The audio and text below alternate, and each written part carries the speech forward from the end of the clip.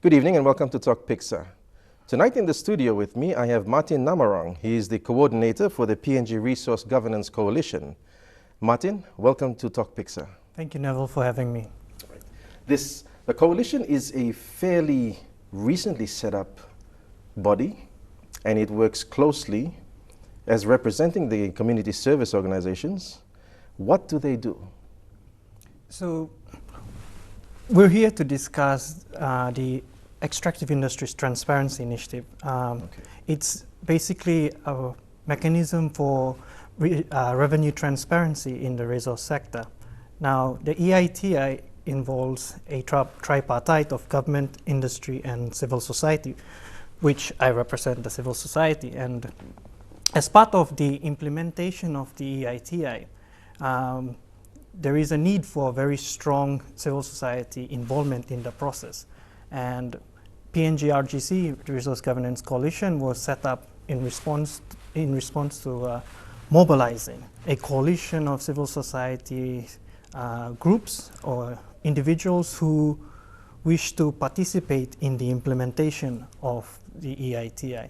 So, indeed, by its very nature, therefore, it is not necessarily an NGO that's anti-mining or anti-oil, because we support the Extractive Industries Transparency Initiative. However, having said that, that does not imply that civil society is there to rubber stamp the whole process. So, PNG Resource Governance Coalition was, as you highlighted, recently set up, and what we're doing now is holding road shows throughout the regions in Papua New Guinea, basically to highlight the role of PNGRGC and to meet our existing coalition partners and do capacity building for them, as well as to meet other interested members of the public, media, business, or even local government officials, and introduce ourselves, but also introduce the whole concept of revenue transparency.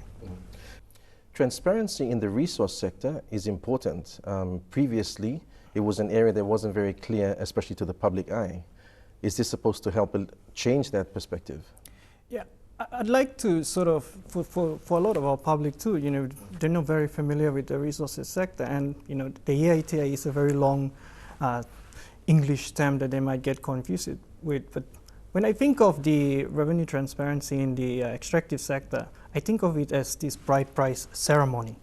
There's something of value that is being exchanged, and the whole ceremony is taking place publicly. So the money is put on bamboos and everything is made public. The number of pigs are counted and made public. So what that creates is an expectation that this amount was paid, this number of pigs were given, I should get something out of it. So when I think of the EITI, I think of the bride price analogy in Papua New Guinean context. And so what it does is now people will know how much money OCTD is paying, and it will be made publicly available, and the information will be disseminated. That in fact should generate some sort of expectation amongst the communities that OCTD or Pogra or Lihir is paying X amount, the information is public, why am I not seeing my markets? Why are the roads full of potholes? So it's part of, I guess, whilst the concept seems international and foreign, I think there's an undercurrent within Papua New Guinean culture of transparency, of creating expectations, and the EITI, I think, builds on our traditions, and I wish to continue that process as well. What after noticing how much money the resource industry is making and gauging that to the level of services that the people are receiving, what avenue after that do the people have to actually find out and to make things happen so that they get the level of services that they expect? That in fact underlines whether the EITI in fact will be successful or not. And that is why the EITI involves government, the industry, and civil society. We as civil society can go out and disseminate information, but it's up to our partners within industry and government to then respond to how the public responds as well, as opposed to saying, oh, you CSOs are going out to create trouble, to say, well, our people have gotten the facts. Now, they're demanding certain policy changes or certain changes to government expenditure, and the government has to respond positively, and that allows for the EITI process in itself to be seen as successful. Otherwise, it will be just seen as something that has no value to Papua New Guinea. Its success, I think, is underpinned by whether the resources sector and the government are willing to positively engage with the community as well as the information is made publicly available. And in terms of the reception from resource companies currently in PNG? The EITI process has been very, very much pushed by the resources sector. There's been great support from ExxonMobil, Oil Search, and in fact, initially by Octadia before it became a SOE. So we hope that that support just does not burn out when friction happens. We hope that that support translates into something more meaningful, because I think every one of us in all different sectors would like to see Papua New Guinea's natural resource wealth being translated into sustainable human development. Now, this wealth, is there any point down this level of transparency that local people can actually dictate or at least ask or request for development to the value of the resources? That is what we hope happens. Not just in terms of local development, but also questions about contract transparency, for instance, because that is at the negotiation stage of each of the projects. Usually the negotiations are held elsewhere. Local people, only the leaders are taken and they're not part of the negotiation process. And so we'd like to call also for contract transparency as part of the EITI process, so that people know what they're going to get for their resources that are being extracted. At the moment, MOAs are signed at resorts and hotels somewhere away from communities, and then people sit back in the communities and ask, okay, why nami plan no looking one plan development come up? These discussions, I hope, will be stimulated by the data that's going to be generated from the EITI process. But even beyond that, the general fiscal arrangements that developers sign up with the government. What kind of fiscal arrangements do Papua New Guineans want for their resources? Are they fair? You look at the numbers that a resource project is paying, and you ask your government, what kind of arrangement did you do, and should you increase the tax? Was the tax holiday justified? All those questions are what Papua New Guineans should ask once the data is made available. And the difference is, whereas today people just talk about it without the facts to support it, now they'll have a report that's actually endorsed by both the government and industry. And the data in that is endorsed by government and industry as well. So you'll have hard facts to make strong arguments, whether for legislative or policy changes.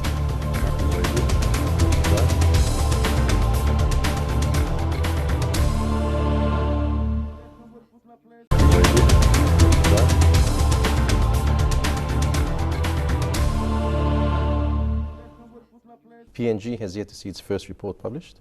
The first report is going to be coming out in December, and all parties are part of that process. The international accounting firm Ernst & Young currently working on that report. That report will have to be validated later on by an independent validator, and then that will determine whether Papua New Guinea is an EITI compliant country or not. And if it is? That's good news for us, I think. But just because PNG is EITI compliant doesn't answer a lot of questions as well. There are limitations to the Extractive Industry Transparency Initiative in that, for instance, for the first report, it's a 2013 report, so revenue figures for 2013, which means the LNG figures won't be in there. LNG exports began in 2014.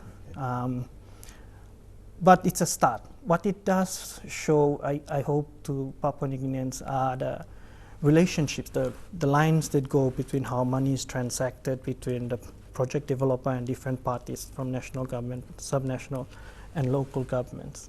At the moment, because of the international standard as it is, landowner payments are not covered. But ideally in Papua New Guinea, because of the significant amount of money that goes to landowners, we'd like to see greater transparency as well in the reporting of payments to landowners. What happens if the report presents a lack of transparency by any party involved in the process? That, for any thinking journalist out there, is a big corruption scoop story.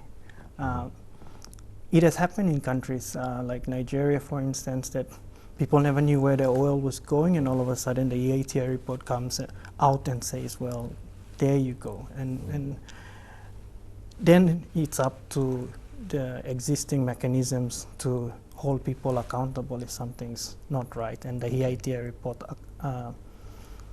highlights where the problems are.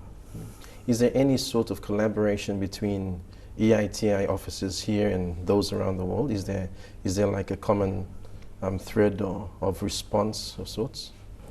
Yes, there is an international secretariat in Norway, Oslo. The Norwegians have been very supportive of the EITI process. Norway, for instance, 80% of its economy is oil dependent, but it has very good socio-economic indicators, a very egalitarian kind of Nordic society. And there you have an example of what is possible if natural resource wealth is managed sustainably for the good of all people. Norway doesn't suffer from the resource curse that most other resource-rich countries suffers from. We have a lot to learn from them, and it's the kind of connections that you're talking about do exist. For us, from civil society perspective, there is a loose kind of coalition within the Asia Pacific that PNG and Solomon Islands are part of the network with, and with countries like Myanmar, Indonesia, Philippines. Last year, for instance, I was part of the PNG delegation to Myanmar for the Asia Pacific Civil Society meeting on the EITI. So there are existing coalitions. The Filipinos are very good civil society movement, and we're learning from the Filipinos in terms of how we can advocate better for not just transparency, but actually translating the information that comes out of the transparent process into something more tangible for the progress of our country. At this point, how would we, as regular Papua New Guineans, be able to take action, say after the report comes out in December? In terms of taking action, obviously, if it's a criminal matter, those are, there are existing mechanisms there. But from my perspective, I think there have been civil society organizations that have been in existence that have promoted transparency and all that. That, for instance, TIPNG, which is a member of this coalition, has a legal assistance kind of movement. We currently, PNGRGC, don't have the capacity, but we are looking at partnerships that can help local people to better address their issues. So, for instance, help them make policy submissions or help them have a voice. Sometimes it's just about someone not just sitting by the fireplace and talking about what they see as wrong, but giving that person a microphone or facilitating a media contact to get that person's opinion, and when it comes out, then it gets into the public domain. So I like to think of the PNG Resource Governance Coalition as trying to facilitate the conversation that needs to happen between the margins and centers of power. And we as civil society, in effect, represent the margins of power. And I hope that PNGRGC and I work towards that, facilitate the conversations that need to happen between the margins and centers of power that lead to progress for everyone.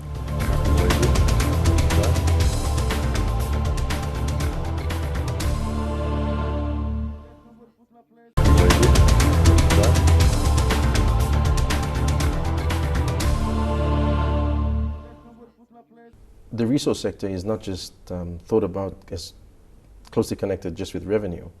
the other big issue is that the people feel strongly about is the environment and the impact on the environment.